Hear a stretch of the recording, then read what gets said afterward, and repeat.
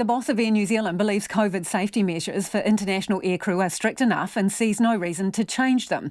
The Ministry of Health has signalled the Minister of Health has signalled he's aiming to release an order this week clarifying rules for aircrews. And as you heard in that story, at the moment the guidelines mean only crews returning from America, that's considered to be a high-risk destination, have to self-isolate for 48 hours until they return a negative COVID test. And crews flying into Auckland are free to immediately travel onwards domestically to their home destination. Air New Zealand's CEO, Greg Foran, is adamant the protocols they have in place are working just fine. Not all systems are watertight, but there are effective ways to minimise risk, and I think our record, Air New Zealand's record since April, shows that those measures are working. And I think it's also good that you constantly review them. When you say your record since April shows that, what do you mean? Well, we've not had any COVID cases from any Air New Zealanders since April the 7th. Okay.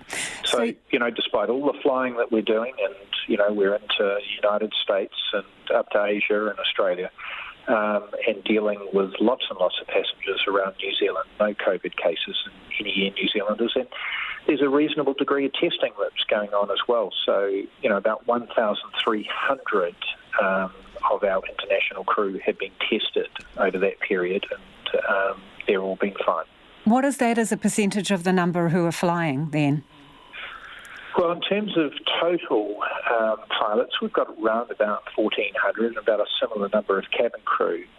But in terms of international, that 1,300 would be everyone. Okay, so you've had a discussion with the Minister of Health, as I understand it. Are you expecting him to tighten things up this week? He's already indicated that he's going to issue a health order, and one of those is going to relate specifically to flight crews. Are you expecting changes? Well, we had a terrific conversation today, and it's not the first one that we've had. We've had conversations. I've spoken with him previously and also with his predecessor. So we'll continue to work through with him. I'm not across where his exact thinking is at the moment. We had a good dialogue this morning, and I shared with him what we were doing, and we're all on the same page there. And he's going to come back to me with anything that he requires. And did he raise any concerns, Greg? No, he was very interested to know exactly how it operated and the differences between the United States and Australia, and what happens when you're flying into China. So we spoke through all of those at some length, and as I said, he'll come back to me with any thoughts he's got following discussions with his team. Okay, well, let's look specifically at the current situation. So only crew returning from the United States need to self-isolate until they return a negative COVID test. So why not have the same rules for all returning international airline crews? Well, it's based on a risk-based approach, and clearly the United States and the two ports we fly to there, Los Angeles and San Francisco, are a higher risk than Australia. In Australia, we actually, with the exception of two flights only that go through to Norfolk Island, the crew, including the pilots, actually never leave the plane. So the rest of the flying that we do to Australia, you don't actually leave the plane. In the case of Samoa and in the case of Hong Kong, there are actually tests that are done before you leave the country, so you're not allowed to crew out on those until you've completed a test.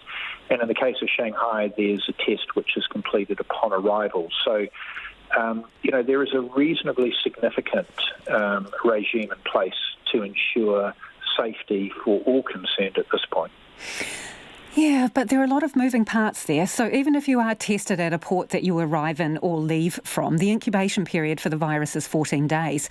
So you can't be sure, just because you've returned a negative test on that day, that you're not going to return a positive one in 14 days' time. You can't be sure of that, can you?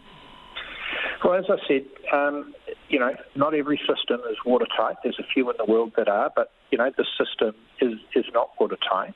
But I think we've got in place some effective ways to minimise the risk. And as I've already mentioned, our record since April shows that these measures are working. So no COVID cases on any Air New Zealanders since the 7th of April.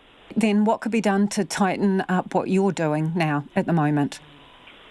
Well, we'll continue to work through with the Ministry of Health and Ministry of Transport and look at anything else we can do. We've implemented more measures last week with Auckland going into level 3, so clearly we're back to some social distancing at this point. But we've also ensured that everyone's got masks when they're departing Auckland. We're strongly encouraging masks around the rest of the country and providing those, hand sanitizer. And as well as that, we've changed how we're serving customers on flights, and crew are wearing gloves. So we're doing everything that we can here to minimise the risk, and as I said, it's working. So what checks do you do to make sure that the crew are not leaving their homes? We've actually had audits completed on that, working through with the Ministry of Health, and I also have complete trust in our staff to do what's right, and I'm confident that they are. But people are only human, Greg, and you've had situations previously where you've had to stand down crew because you're not sure that they were following the rules. So what kind of audit did you do besides trust? Well, it's an audit which actually is done in association with the Ministry of Health to ensure that we are following procedures.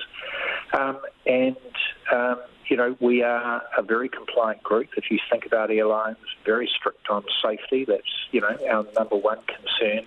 And as I said, I'm very confident and have a lot of trust in our people.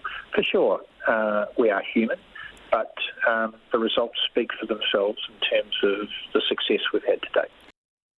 And that's Air New Zealand CEO Greg Foran.